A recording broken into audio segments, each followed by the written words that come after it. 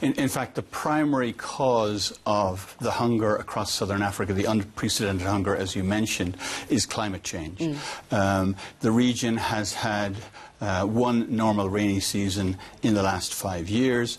Temperatures are rising at twice the global average.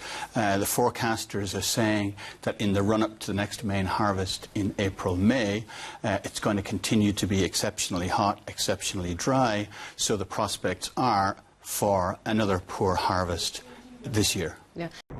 Mile upon mile of rural Zimbabwe is now without crops, without livestock, without water. Like most of southern Africa, climate change here has parched the land and brought millions to the brink of starvation.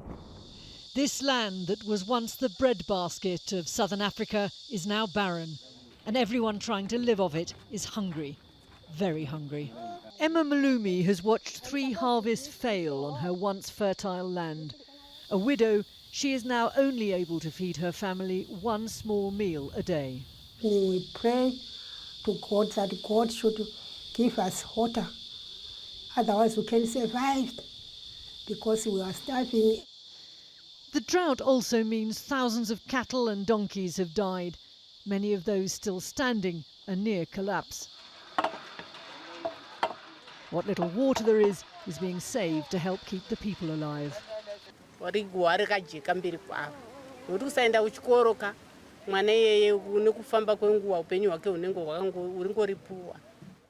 Rukudzo's 14 out of school and living on 1 bowl of porridge each day.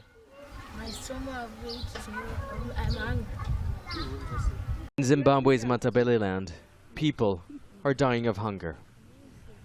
Margaret Magande and her 5 grandchildren are picking what will be their first and last meal of the day: boiled pumpkin leaves.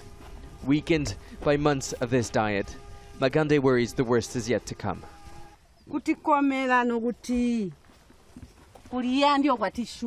There is no food anymore, and we are so hungry that I'm losing the strength to go on.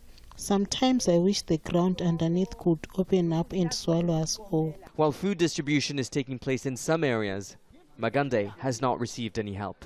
The thing is that it's not just one country, it's an entire region. I think about 16 nations that have actually been impacted and affected by this. So the question is the international community actually recognizing, or are they dealing with their own problems at the moment, that this issue around food insecurity or famine for that matter, and the crisis, especially as a result of natural disasters, is not so much top of the agenda as it should?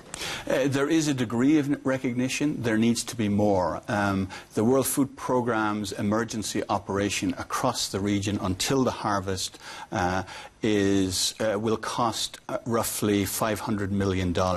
We have received of that $200 million. We are now having to procure, because there's been so much drought and flooding in Africa, we're finding it tough to procure food for the region, for our operation in Africa. So we're having to go much further afield: Latin America, Europe, Asia. And so we're talking about weeks, if not months, from the point when a financial commitment is made to the food being procured, shipped, and then received in country. Yeah, but then by that time, many people would have starved. Many women and children would have been affected as a result of the drought, as a result of climate change. That's the danger, and that's why we need those commitments now. Yeah. In the fertile hills of Zambia, an unfamiliar crisis.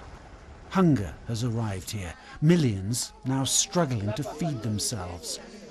In once prosperous communities, women are foraging for wild roots. But it's not enough to live on. The signs of malnutrition are everywhere. When did you last eat, Esther? Me, almost 2 days without getting food. There's nowhere to get food.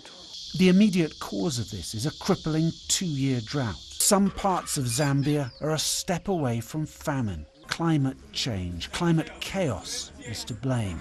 The rains can no longer be trusted. Years of drought, widespread flooding and economic turmoil are being blamed for the emergency.